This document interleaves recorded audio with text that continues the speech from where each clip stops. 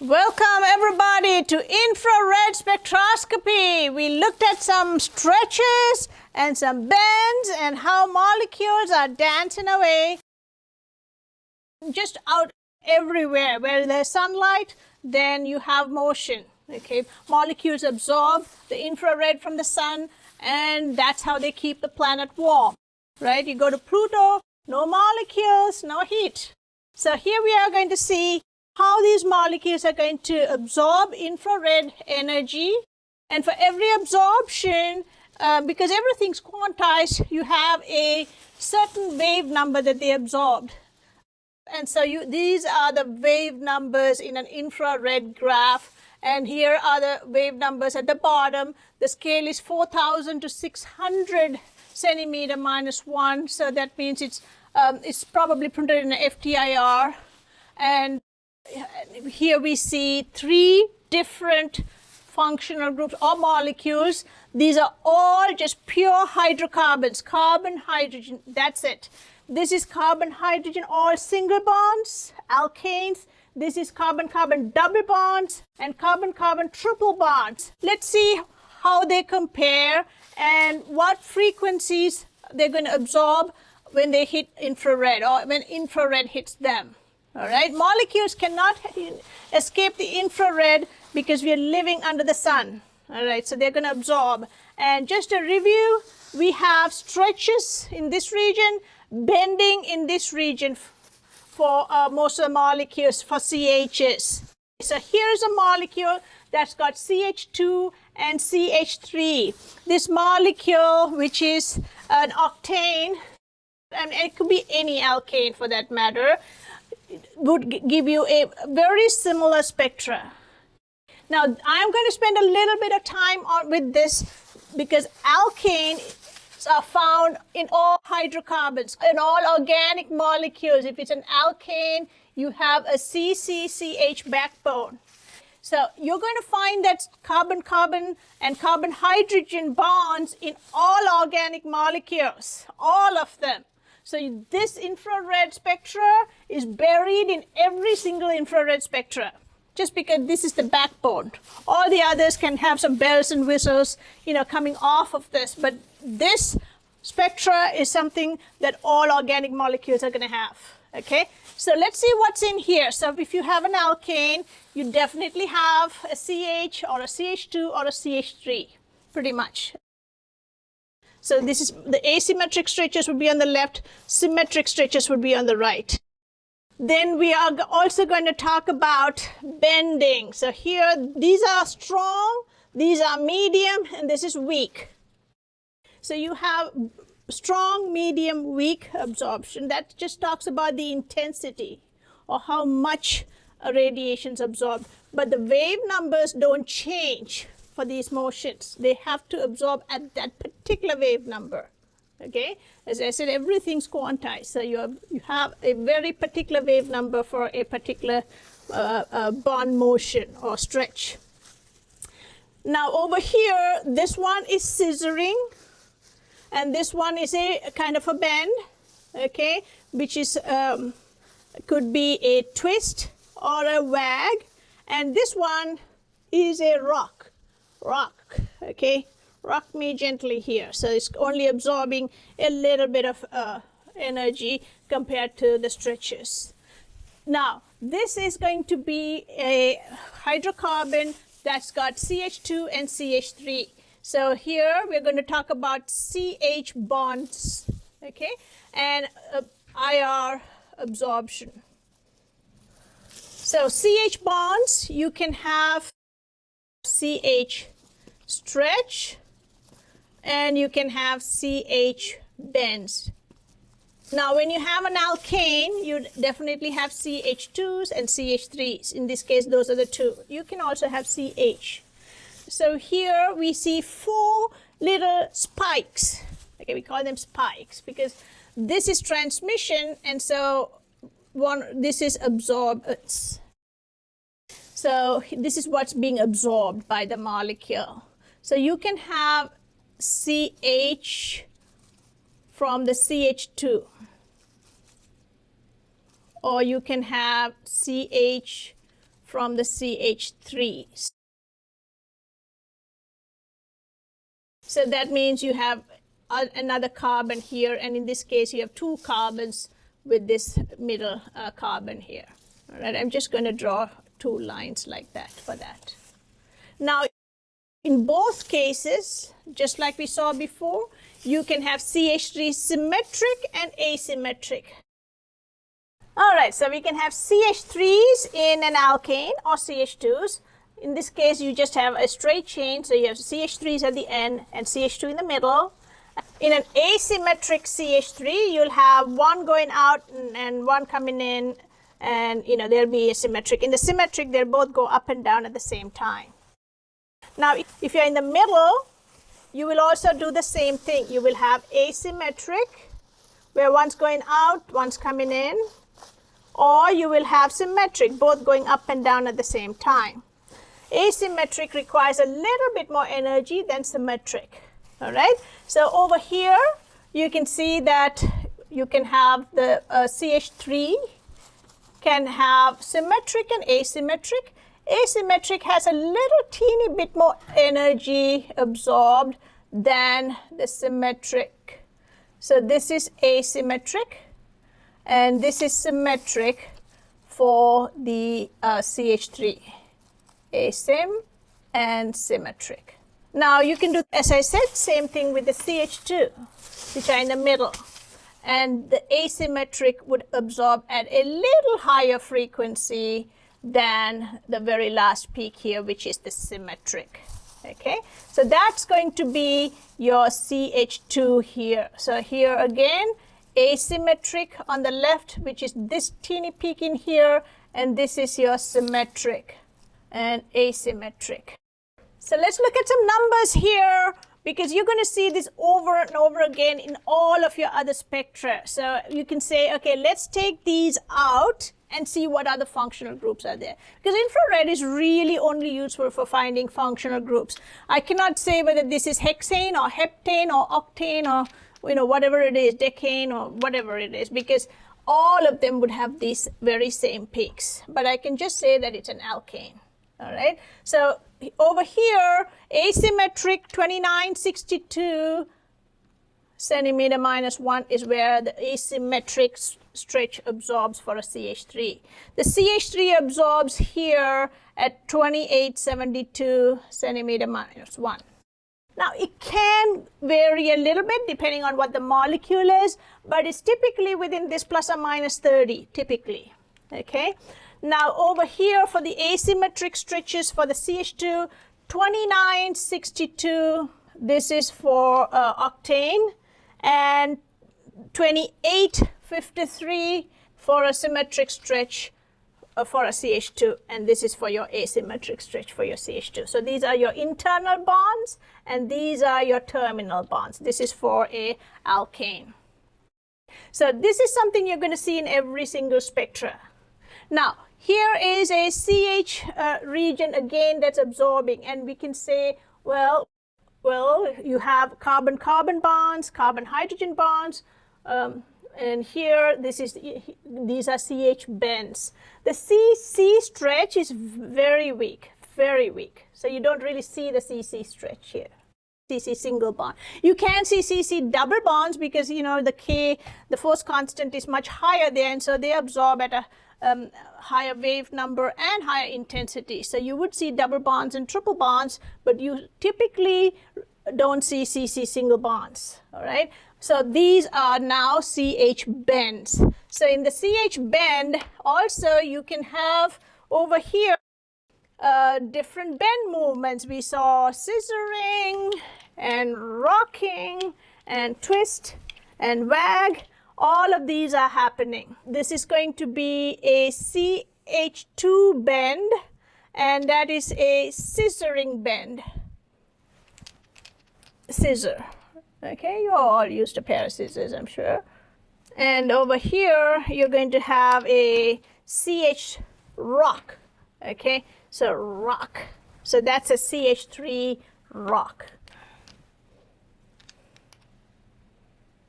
And this is going to be a CH2 rock. Okay. Looks like we're playing rock, paper, scissors, but that's pretty much what happens with molecules as well. So these are some things that you're going to see in every single spectra. Now, the scissor is 1450. I'm going to write that over here, CH2 scissor 1450 centimeter minus 1, and the CH3 rock. And it's kind of a, it's kind of important to try to remember this because you're going to see them in every spectra and you want to filter them out. So that's 1375 centimeter minus 1. And this is around 720 for the CH2 rock. And this is typically weak. Now, do the molecules not do other motions? They probably do, but they're all buried in here and we really don't filter them out. So this little spectra here is going to be seen in all molecules. All right, so now that we know what these peaks correspond to, let's look at an alkene. All right, so let's look at an alkene and see how it's different from an alkane. The easiest way to filter out the alkane in the alkene is to just look at the spectra and compare what these are. So this is the same thing here. You can see this is the same spectra here. I've just colored those peaks pink, and I'm going to put it right here. So now we don't have to worry about these peaks. All you have to now focus are the peaks that are around over here, here, and here. So it gets a little simpler now, okay? Because we already know that this is going to be in every single molecule. Let's do it. So an alkene would always have a double bond. So these are probably due to the alkene bonds here. Now, when you have anything in the 3000, it means your K is strong and your mass is low. If your mass is low, it's probably attached to a hydrogen. All right, so that is a CH. And the CH here is going to be attached to a double bond C. So that's a alkene CH stretch, which is different from an alkane stretch. All right, now over here we are seeing something that's really pretty strong that wasn't found in the alkane right here. And this one is 1600, so that is going to be a CC double bond stretch. It can only do a stretch in one direction, so you don't have a doublet like over here. There's only one mode possible. And this is a CC-CH stretch here, and here's a CC stretch. Now, this one over here is another one, these two. These are in the bend region, around 1000. Typically, they're in the bend region. So we can talk about these as CH bends. And then these are the CH alkane bends, and we already know that. So this is going to be your double bond CH alkene bends. CH. And what kind of bends are those? Those are kind of out of plane bends, okay? So they are out of plane bends. So those are two of them. Typically, they're going to be around 1000. And these are going to be 910 and 990, two of them. We call these out of plane bends. So it's not on the plane of the alkene, it's out of the plane of the alkene. So if this is your alkene and here's your CH, it's going to be out of plane bending. So that's going to be two of them, and they're usually quite strong. And they're all very sharp. The CH peaks are always very sharp. There's no hydrogen bonding or any kind of interaction. So they're always very sharp. And we will see broad peaks later.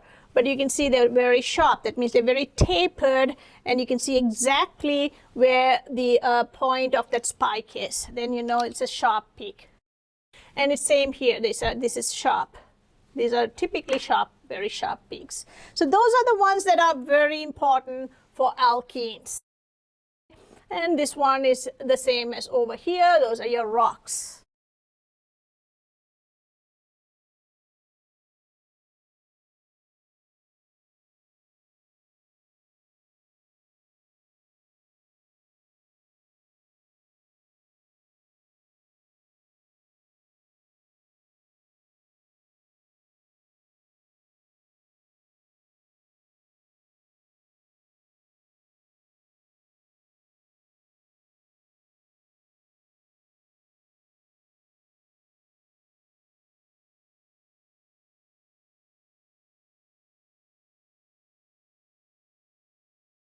All right, let's rock it. Let's go to your alkyne.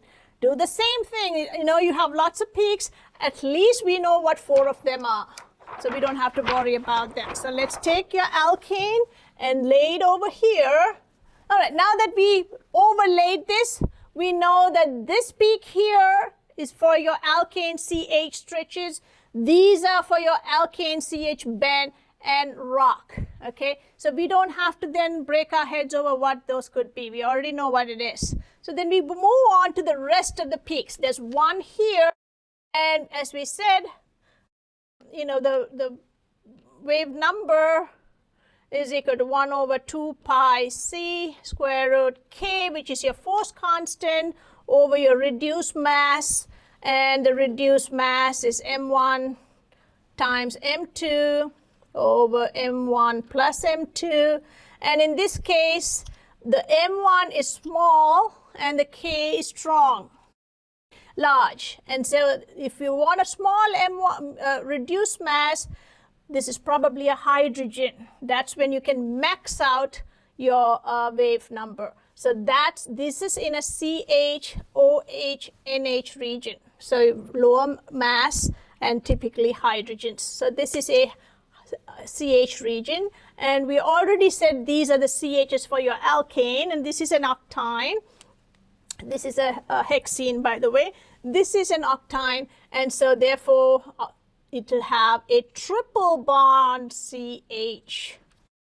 SP, remember we talked about it. When you have SP, the S is spherical, it's looking at the nucleus, it gets sucked in closer to the nuclei, and this is a strong bond, and so you'll have a lot more energy absorbed when you vibrate that bond. And it's a very sharp peak because there's only one motion.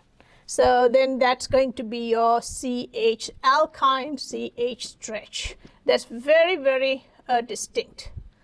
There's no other stretch that's that sharp and in this 3300 region.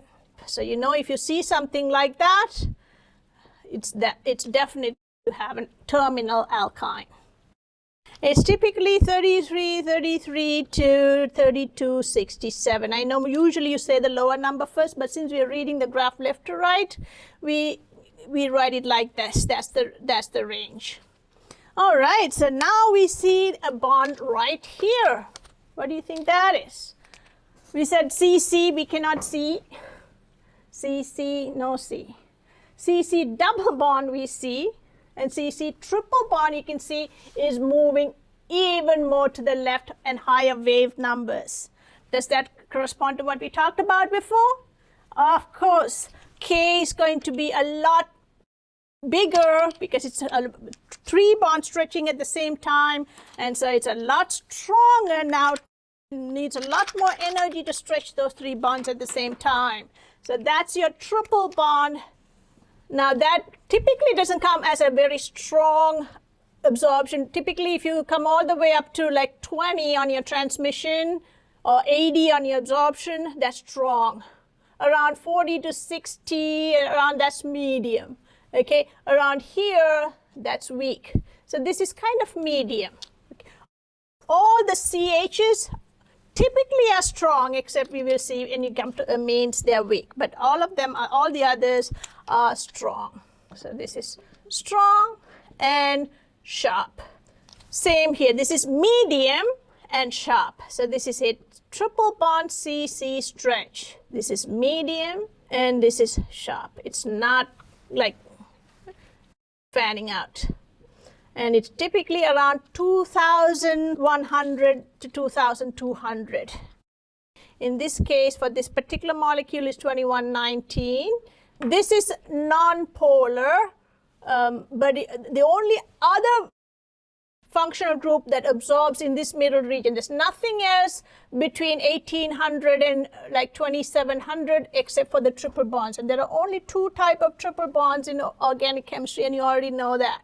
One is a CC and the other one is a cyanide or CN triple bond. CN triple bonds are a little polar, so they absorb more strongly, and they also absorb at a higher frequency. So if you see anything in this region, think triple bond. All right. Now let's move on. We don't have to worry about this because it's in the alkane, so it's a CH bend. We do have over here something, and that's probably an out of plane bend. So this is, now you know the CH2 alkane is very weak and this is very strong. So this is a CH triple bond out of plane bend, and that's typically around 700. 610 to 700 is where that is. So this is your CH bend of your triple bond sp, and that's 610 to 700 centimeter minus 1. That's the range. This is distinct and this is usually very intense. That means it comes all the way down. So this is strong. This is medium, and this is again strong. Okay, sometimes it can be strong to medium. It could also, it may not come all the way down, but yeah, you can be somewhere here. But it's typically very sharp. All right, and these, the bends sometimes can be broad. So we can see that we have alkynes, and we can see the difference between alkenes and alkynes very, very clearly. And alkene peak, sorry, I didn't note that down, is about 3080 in this case. It could be in that range. Here's your CC stretch, and that's typically around 1600.